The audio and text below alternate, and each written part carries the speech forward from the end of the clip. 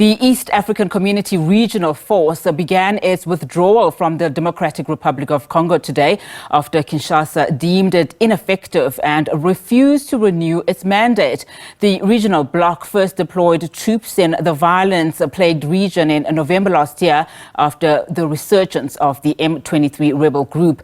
DRC authorities at the time invited the EAC to deploy its forces to free the areas taken by the rebels.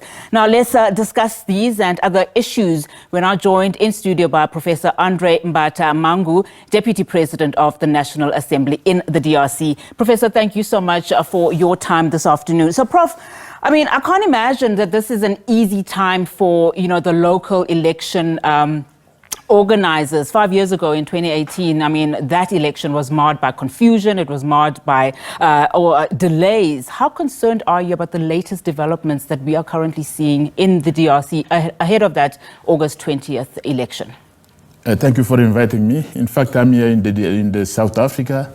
In South Africa, I will be launching the campaign for the election of the 20th of December 2023. And as you know, our candidate is President Felix Antoine Tshisekedi, the incumbent, who is going to run again, and we are supporting him.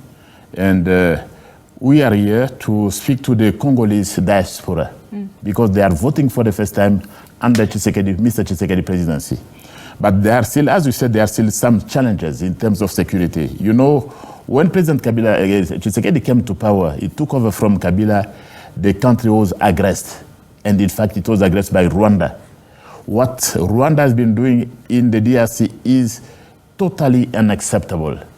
In fact, in the DRC, Rwanda has been behaving as a rock state in violation of all the rules of the international community, invading the country.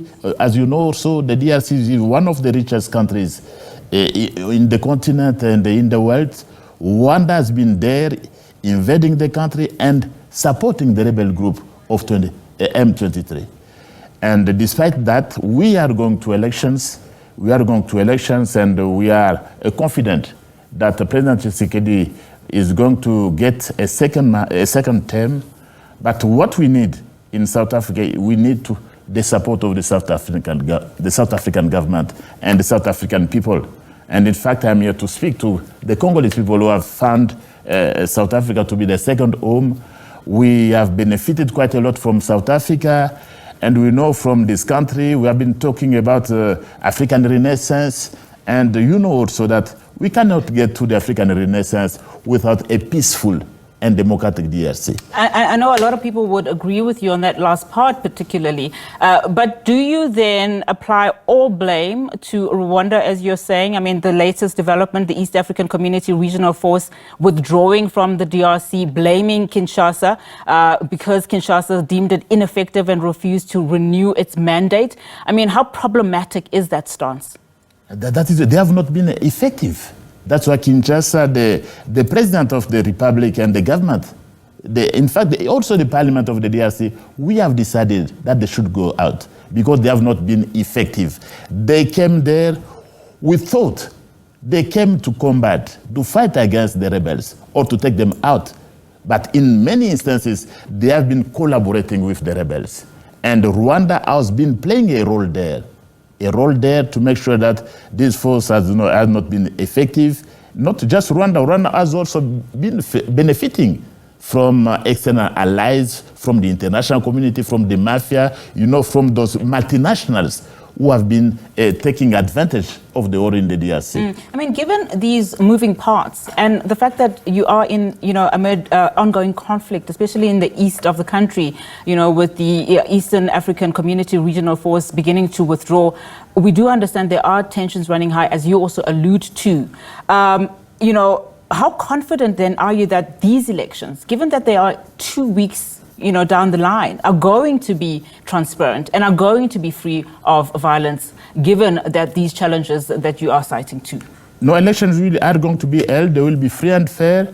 And despite this withdrawal, in fact, the withdrawal was demanded by the Congolese people. And the forces, the Congolese army has been training for the past weeks, and we are confident that they are going to protect the borders.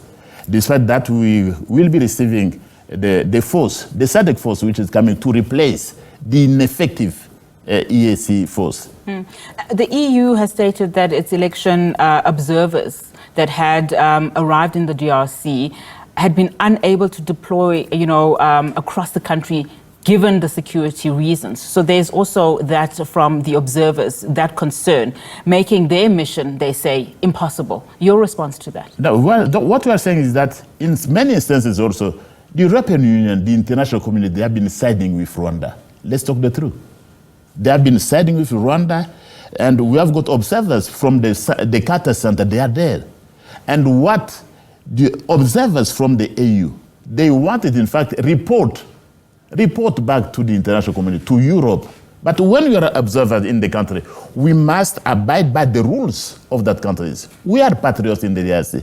We are not no longer, the independence was gained many decades ago. You cannot come to a country, a sovereign, independent country like the DRC, and behave as if there were no rules in that country. So if, in fact, they are going back, they know that the elections are going to be free and fair. But that's not what they want. Some people in the international community, they have been working hard to make sure that elections do not take place under President Tshisekedi presidency. They want trouble in the DRC. And some of them have been supporting some candidates in the DRC. In fact, there are also those candidates who are working, who are doing everything to enforce a Western, let's say, a foreign agenda. That is true. But we know that the elections are going to be free and fair. And as I said, we are confident that President Tshisekedi, who has done quite a lot, just in a few months, we are confident that the Congolese people will give him a second term to achieve what he started a few years ago. He's facing 25 challenges. You are here in the country to speak to your fellow, nationals. You endorsing Tshisekedi, officially the party endorsing him in October the 1st. Just talk to us about those key things that he did bring into his presidency that you are saying are effective and that you are calling for the Congolese to vote for. Quite a lot in a few years. First of all, elections are going to take place according to the Constitution, which came in force in 26. For the first time in our constitutional and political history, elections are going to take place in time. And in fact, those candidates who are campaigning, they should start by thanking President Tshisekedi. Because without that, without President Tshisekedi, without the parliamentary majority, we could not be having elections which are going to take place in December.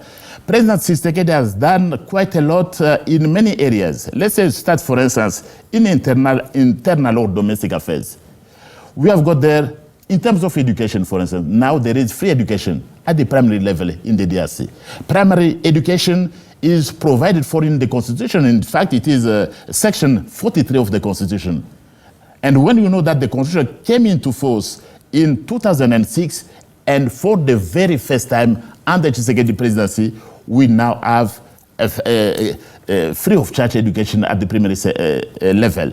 And it will go to the secondary level and also to the university level, where in the years to come, students are going to benefit from bursaries, for instance. That is, we have also got, in terms of education, that I said, in terms of health, many things have been done. In terms of the living conditions for our people, in the police, the army, and in the public service, people are getting more money. They are getting better salary than under the previous dispensation. That is not all. President Tshisekedi thought when he came to power that when we want to build such a huge country, we must start from below. From below, that's why he launched that program which is called in French, 145 territoires. You start from the bottom to build the countries. So that is, there are many things he has done in domestic affairs. And in international affairs, President Tshisekedi has been speaking for the DRC. For the first time, we have seen a Congolese president becoming president of the African Union, president of SADC. Just in a short time, we have not seen that in the past. Before I let you go, though, I want us to address these concerns because I think they also come from the people on the ground, the flare-ups in terms of the violence. It is of concern, of course. Just yesterday, we had one of our correspondents telling us that the DRC's National Elections Commission warehouse in Western Province was burnt down, where several electronics were, damaged. These concerns speak to the fact that you are saying that you will, the elections will happen on time. There will be no delays. Just your final word in terms of reassuring the people that this indeed will continue without any glitch. Elections are going to take place in time, and those cases of violence, in fact, they are coming from the very same people who don't want the DRC to be in peace. But the Congolese people, they are determined to go to election in December. And from our side, we are sure that taking into consideration what he has done, President Felix Antoine Tshisekedi Chilombo is going to win the next elections, despite the fact that we have got so many candidates. And in fact, between Tshisekedi and the other candidates, there is nothing to compare. President Tshisekedi is going to win the next elections.